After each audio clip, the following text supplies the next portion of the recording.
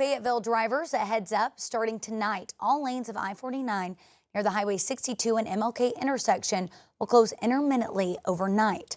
RDOT says crews will shut down lanes in 15-minute increments, starting with southbound for construction on the new West 15th Street Bridge. The closures will run from 9 p.m. to 9 a.m. each night through Thursday morning, weather permitting. RDOT says that drivers should expect delays.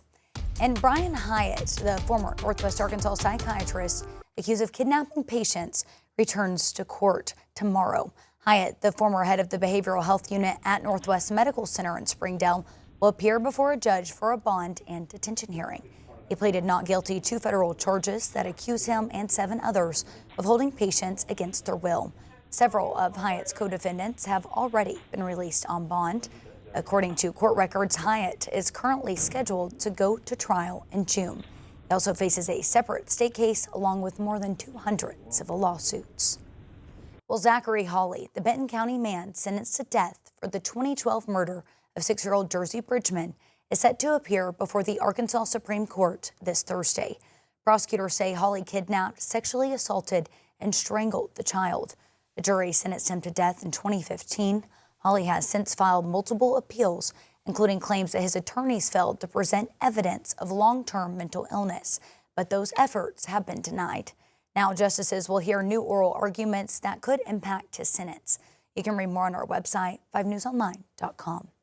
And Arkansas schools are receiving $1.4 million for opioid prevention and recovery efforts, including 2 districts in Northwest Arkansas.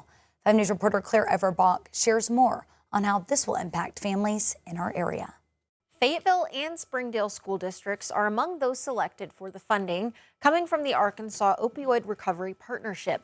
The money will help hire prevention recovery coordinators who will work directly with students and families. While the program focuses on opioids, it also addresses other substances, including tobacco, alcohol, and other drugs. The prevention recovery coordinators will provide education on prevention, addiction, recovery, and address family trauma. Tanisha Barnes, deputy director for the Arkansas Opioid Recovery Partnership, says the program will also help create safe spaces for students at school. We were able to give 4 school districts $1.4 million in total. That's a total of 27,000 students. We bring in the mental health side of it. We want them to be able to have that safe space to tell us why, if they are offending. The goal for ARORP is to expand this program to every school and university across the state, with one already in place at the University of Central Arkansas. Prevention recovery coordinators are expected to be hired before July 1st. Claire Everbach, 5 News. Thanks for that, Claire. Well, President Trump says that Iran is on deadline to open up the Strait of Hormuz or face consequences. The threat of escalating attacks comes as others in the region are trying to put a temporary halt to fighting. We're also learning more details about the daring rescue of an F-15 crew member from inside Iran. Natalie Brandt has the latest. U.S. Central Command released this video of strikes inside Iran. President Trump is pushing his deadline until Tuesday night, calling on the regime to reopen the Strait of Hormuz, or else he's threatened military action against all of Iran's power plants and bridges. This Tuesday at 8 p.m., your final deadline. Yeah. The president has not signed off on a new 45-day ceasefire proposal submitted to the U.S. and Iran by others in the region. They made a proposal, and it's a significant proposal. It's a significant step. It's not good enough, but it's a very significant step. Iran has also rejected the proposed ceasefire, saying they want a permanent end to fighting. And the foreign minister said Iran's response to U.S. attacks on infrastructure will not be limited to the Middle East. The potential escalation comes as the White House is celebrating the rescue of the second F-15 crew member who was shot down over Iran Friday. It was 2, and we held off the one because if they would have known we had him, so we held off the one. They are both recovering very well. They were both injured, and they're doing well. The Air Force colonel survived hiding in the mountains while teams of U.S. Special Forces raced to find him before Iranian militants. The administration says the CIA was also involved, spreading a deception campaign to throw the Iranians off the trail. Dozens of Special Forces members and aircraft were involved in the rescue, with the U.S. abandoning 2 C-130 cargo planes and 2 helicopters. The kind of near-run disaster that occurred when these planes got stuck on the ground, the ability to save the situation from that, to get the downed crew member out, all without a single American loss of life. Our military really does have extraordinary tactical and operational excellence. U.S. officials say they blew up the aircraft before departing to keep it out of enemy hands. Natalie Brand, CBS News, the White House. Well, today, Washington County will conduct a recount for the Arkansas Secretary of State primary runoff. Republican candidate Brian Norris requested a recount after Tuesday's runoff election. Norris lost by just 900 votes to State Senator Kim Hammer. All 75 County Board of Election Commissioners will now have to do a recount and certify the results. Whoever wins will face Democrat Kelly Grape in November. And the Fayetteville City Council is set to consider several changes to expand the farmers market this week.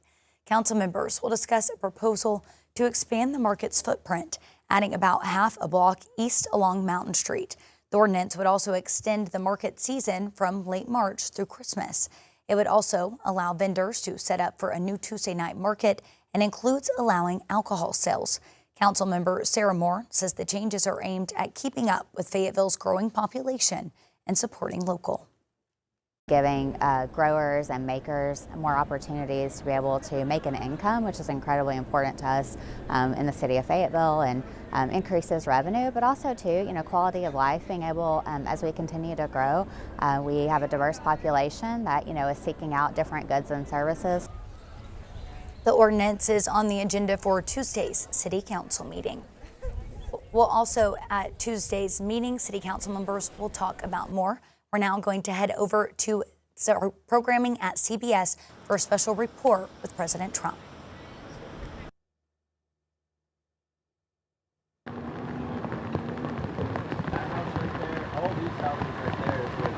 And we have the people that are most involved. We'll give you exactitude. And we're here today to celebrate the success of one of the largest, most complex, most harrowing combat searches. I guess you would call it a search and rescue mission ever attempted by the military. Generally, when planes are knocked down in war, especially when you're fighting a strong group, an evil group, you can't really do this because you send in 200 men to pick up one, and it's something that's usually not attempted as much as you want to attempt. And bad things happen to that one or two. And in this case, we did too, and it might not have been attempted before, but we did. And we had great talent, but we got a little luck too, I would say. And we were helped by a lot of people, a lot of great people. And it was an honor to be involved with it. It's very historic. This is a rescue that's very historic. It'll go down in the books. Late Thursday night, an American F-15 fighter jet went down deep inside enemy territory in Iran while participating in Operation Epic Fury, where we're doing unbelievably well, well at a level that nobody's ever seen before. The entire country can be taken out in one night, and that night might be tomorrow night. Both members of the crew ejected from the aircraft and landed alive. On Iranian soil, I immediately was asked to make a decision. I ordered the U.S. Armed Forces to do whatever was necessary to bring our brave warriors back home. A risky decision, because we could have ended up with 100 dead as opposed to 1 or 2. It's a hard decision to make. But in the United States military, we leave no American behind. We don't do it. Within hours, our armed forces deployed 21 military aircraft into hostile airspace, many flying at very low altitude, being shot by bullets. You bring rifles into play when you're going that low, but there are also certain advantages. And in broad daylight over Iran for 7 hours, at times facing very, very heavy enemy fire. We have a helicopter that's got a lot of bullets in it. It's amazing. We just realized how good those those weapons are. Those our machines are. Nobody has the equipment that we have, and nobody has the military that we have. Not even close. We're the most powerful military anywhere in the world by far. The flight crews and warfighters aboard those aircraft took extraordinary risks to rescue their fellow service members. This first wave of search and rescue forces successfully located the pilot of the F-15, and he was extracted from enemy territory by an HH-60 Jolly Green II helicopter. Fabulous machine as our warriors faced gunfire at very close range.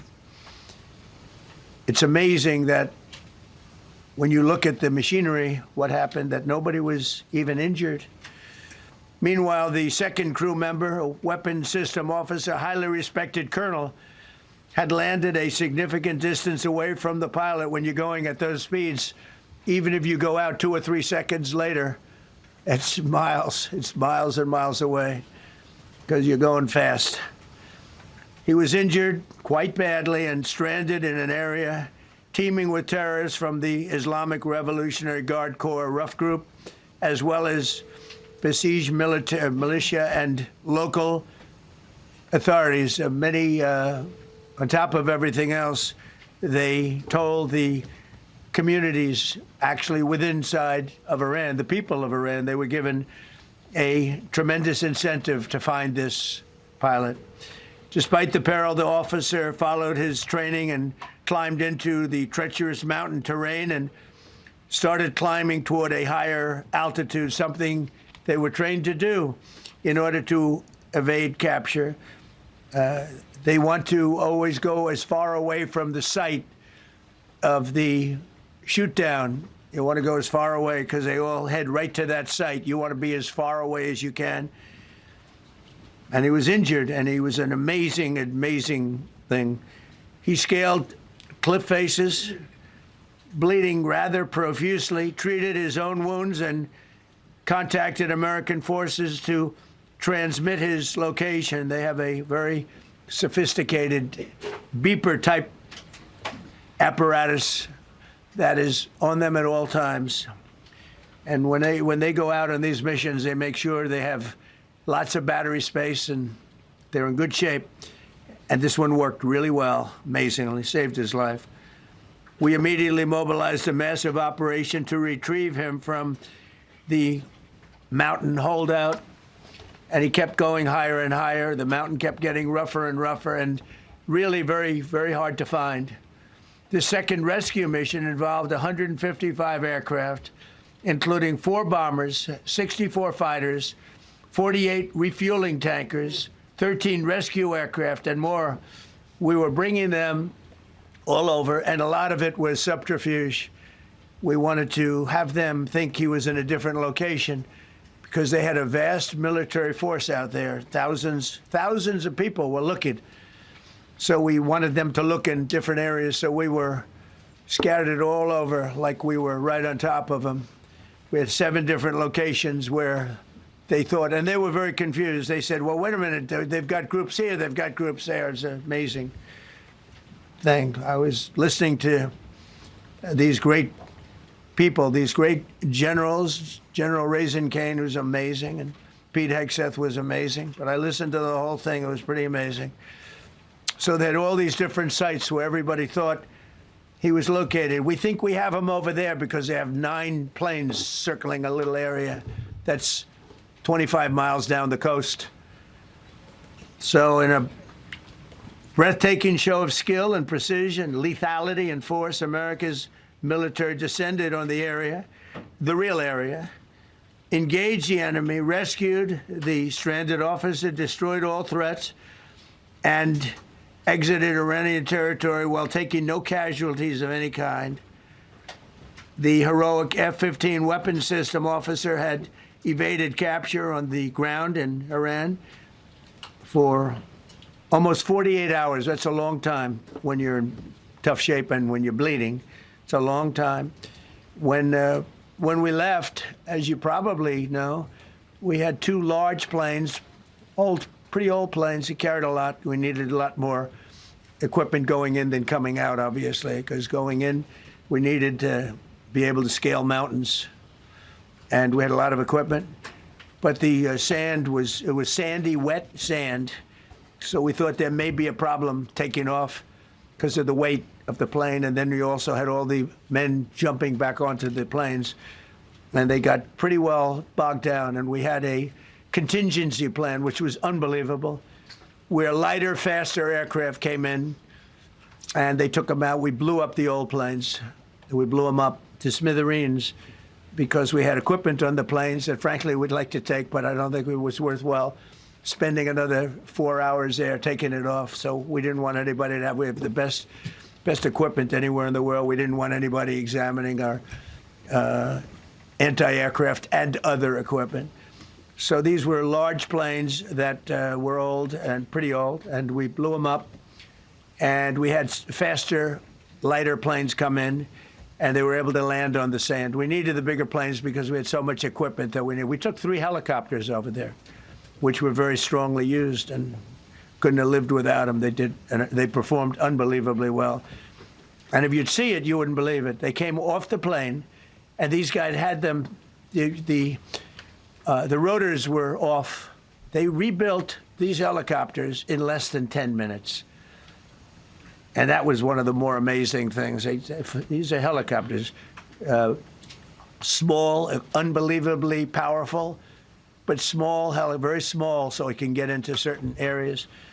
And they got them off the plane, and they rebuilt all 3 of them in a matter of less than 10 minutes. It's pretty amazing what the genius of these people. Who would think that? You'd think it would take 5 days to build them. And in some companies, it would take 5 days, and they wouldn't do it well. But they served us well. As Commander-in-Chief, I never forget the extraordinary risk taken by the warriors that we send into battle. And the genius, I mean, think of it, having a contingency of 3 planes waiting because we think the sand is so bad that we probably won't be able to take off. And the planes really got bogged. This was not much of a runway. This was a farm, not a runway. It's a farm, but it did the trick. But to have a contingency as opposed to having to wait 2 days, can you imagine right in the middle? This was central. This was right, you would call it central casting if you were doing a movie for location. And probably the toughest area of Iran where we'd be sitting there. So these planes came in, those pilots came in so fast and so quick and got out of there. Everybody got aboard and just got 15-minute intervals. 1 load out, 1 load out, 1 load out. It happened, and we were watching, and we said, "That's amazing." It's in many ways, I was almost more impressed by the contingency that we had than the fact that if we would have had a runway or decent soil. But it was an amazing thing. But we thank God for every single one of them.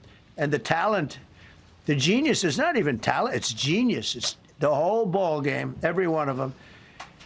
If you look at what we did with Maduro, we went into a military compound, a massive, with thousands and thousands of soldiers, and within a matter of minutes, and he lived behind iron doors. There were steel doors, broke them down so quickly.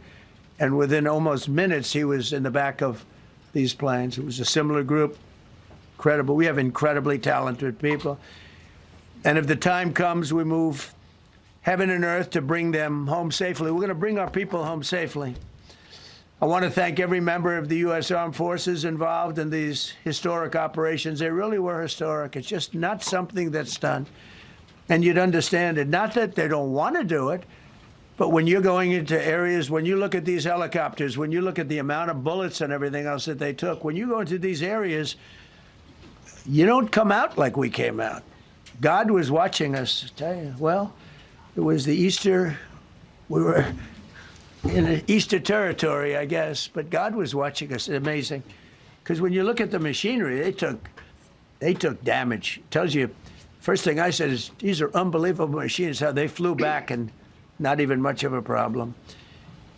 But these 2 extraordinary rescues, because it was 2, and as you probably know, we didn't talk about the first one for an hour, and then somebody leaked something, which we'll hopefully find that leaker. We're looking very hard to find that leaker, and talked about there's somebody missing, They basically said that we have one and there's somebody missing. Well, they didn't know there was somebody missing until this leaker gave the information.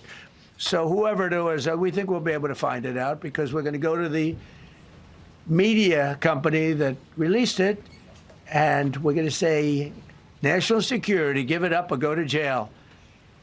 And we know who, and you know who we're talking about, because some things you can't do. Because when they did that, all of a sudden, the entire country of Iran knew that there was a pilot that was somewhere on their land that was fighting for his life. And it also made it much more difficult for the pilots and for the people going in to search for him. All of a sudden, they know that there's somebody out there. They see all these planes coming in. Well, that is a special report as President Trump explains what happened as they went in and saved those crew members who were ejected out of their plane just a few days ago. Thankfully, both of them were saved. And if you want to continue to watch that, you can go to our live stream on 5 News Plus, where you can continue to hear what he's having to say about those rescue efforts. Well, today, 130 troops from the 142nd Field Artillery Brigade were given a send-off from Bentonville as they prepare to deploy to the Middle East. Congressman Steve Womack and Governor Sarah Huckabee Sanders were in attendance for the events. Hundreds of family members joined in with National Guardsmen as they prepare to head to Fort Bliss in Texas before they head to the Middle East, where they will be deployed for about 9 months. Governor Sanders spoke to the soldiers and their families about the importance of their deployment. This is a long-planned deployment, and certainly not the first time this group has been called on in the Middle East. But the events of the past month have raised the stakes significantly for the region and for the world. And my deepest condolences go to the 15 American soldiers who have already lost their lives in the ongoing Iran conflict. Bill Russell talked with service members and their families. He'll have that part of the story tonight on 5 News.